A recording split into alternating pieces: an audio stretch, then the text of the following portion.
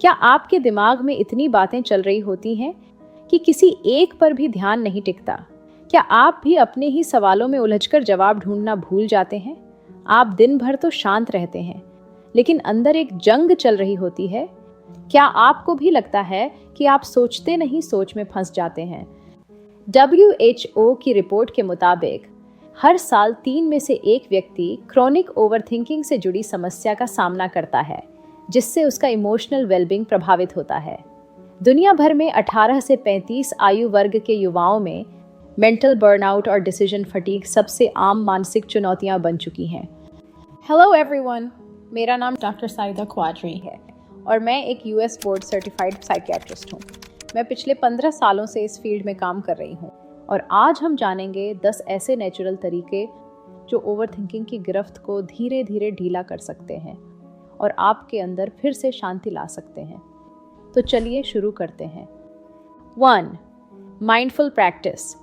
जब हमारे मन में लगातार विचार चलते रहते हैं और वो रुकने का नाम ही नहीं लेते, तो माइंडफुलनेस यानी वर्तमान में पूरी तरह मौजूद रहना एक असरदार तरीका बन सकता है। इसमें आप खुद को बीते हुए कल या आने वाले कल से हटाकर अभी के पल में लाते हैं और ये करने के लिए आप ध्यान, गहरी सांस लेना या योग जैसी तकनीकों का सहारा ले सकते हैं।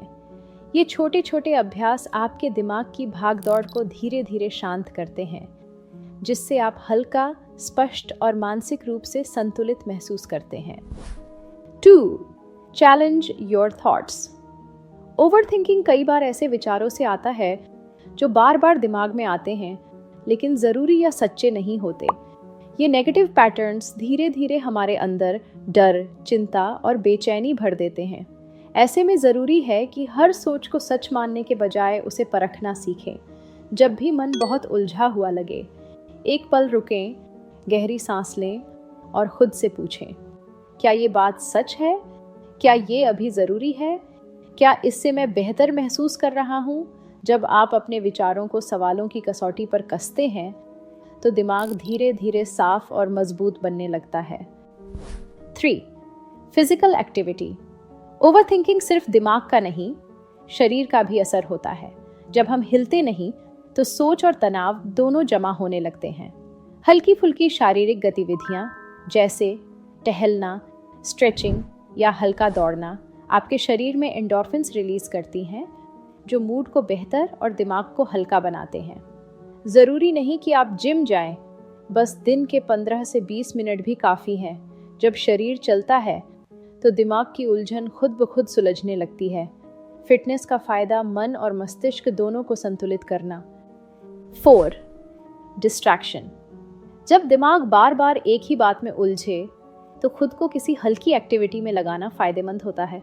चाहे वो टीवी देखना हो, म्यूज़िक सुनना, सफाई या थोड़ी सी बागवानी। ये काम आपकी सोच से ध्यान हटाकर मेंटल रीसेट में मदद करते हैं। डिस्ट्रैक्शन का मतलब समस्या से भागना नहीं, ये एक ज़रूरी ब्रेक है ताकि आप दोबारा सोचें तो क्लैरिटी के साथ। कई बार समाधान सोच में नहीं, सोच से हटने में मिलता है। 5. Cognitive behavioural therapy. अगर बार बार सोचकर थक चुके हैं और कंट्रोल नहीं कर पा रहे, तो किसी थेरेपिस्ट से मदद लेना बेहतर होता है।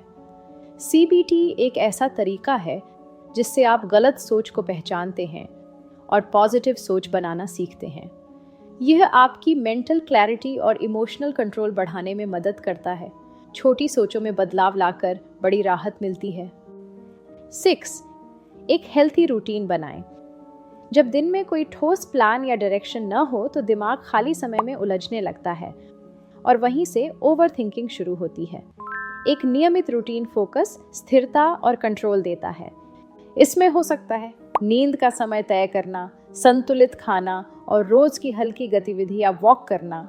जब दिन स्ट्रक्चर्ड होता है, तो मन भटकने की ज़रूरत ही नहीं पड़ती। रूटीन सिर्फ टाइम टेबल नहीं, दिमाग को दिशा देने वाला टूल है। 7. Set time limits for decision making. अगर आप किसी फैसले पर ज़रूरत से ज़्यादा सोच रहे हैं, तो बस एक काम करें, सोचने की सीमा तय करें। जैसे, मैं इस पर 20 मिनट ही सोचूंगी। ये तरीका आपको उलझन से बाहर निकालता है और फोकस बनाए रखता है। कम समय में लिया गया फैसला कई बार सबसे साफ होता है। 8. Deep relaxation techniques. माइंडफुलनेस जहाँ सांस और ध्यान पर फोकस करता है, वहीं ये रिलैक्सेशन टेक्निक्स शरीर के जरिए मन को शांत करने का काम करती हैं। जैसे शरीर को धीरे धीरे कसना और ढीला छोड़ना, हर अंग की भावना पर ध्यान देना, किसी शांत जगह की कल्पना करना, ये सभी तरीके शारीरिक तनाव को कम करते हैं और जब शरीर हल्का होता है तो मन भी शांत होने लगता है। 9. Digital detox. हर दिन नोटिफिकेशंस, रील्स और मैसेजेस से घिरा दिमाग बिना ब्रेक लिए थकने लगता है। यही डिजिटल ओवरलोड हमारी सोचने की क्षमता को धीरे धीरे खा जाता है। डिजिटल डिटॉक्स का मतलब है कुछ समय के लिए मोबाइल, लैपटॉप और सोशल मीडिया से दूर रहना, जैसे एयरप्लेन मोड, बेड टाइम से पहले फ़ोन बंद करना या हफ्ते में एक दिन सोशल मीडिया से ब्रेक लेना। जब आप डिजिटल शोर से हटते हैं तो मन हल्का और साफ महसूस करता है। हर रिफ्रेश से माइंड फ्रेश नहीं होता, कभी कभी डिस्कनेक्ट होना ज़रूरी है। 10. Take action. ओवरथिंकिंग तब बढ़ता है जब हम सोचते तो बहुत हैं पर कोई ठोस कदम नहीं उठाते। इसी से रूमिनेशन यानी सोच का चक्र शुरू होता है। इससे बाहर निकलने का तरीका है एक्शन लेना, चाहे वो छोटा ही क्यों ना हो। समस्या को छोटे हिस्सों में बांटें, प्लान लिखें और हर दिन एक छोटा कदम उठाएं। जब आप लगातार छोटे छोटे एक्शंस लेते हैं तो दिमाग शांत होने लगता है और आत्मविश्वास बढ़ता है। याद रखिए, क्लैरिटी सोच से नहीं, एक्शन से आती है। ओवरथिंकिंग कोई कमजोरी नहीं, बस एक अनियंत्रित आदत है और जैसे हर आदत बदली जा सकती है वैसे ही ये भी बदलेगी, लेकिन एक बार में एक छोटा कदम उठाकर। अगर आज की ये बातचीत आपके दिल को थोड़ी भी राहत दे पाई हो तो इस वीडियो को किसी ऐसे इंसान के साथ ज़रूर शेयर करें जो दिन रात सोचते सोचते थक गया है लेकिन थम नहीं पा रहा। कमेंट में बताइए इन 10 में से आप किस तरीके से शुरुआत करना चाहेंगे। और हाँ, ऐसे और कंटेंट के लिए चैनल ज़रूर सब्सक्राइब करें।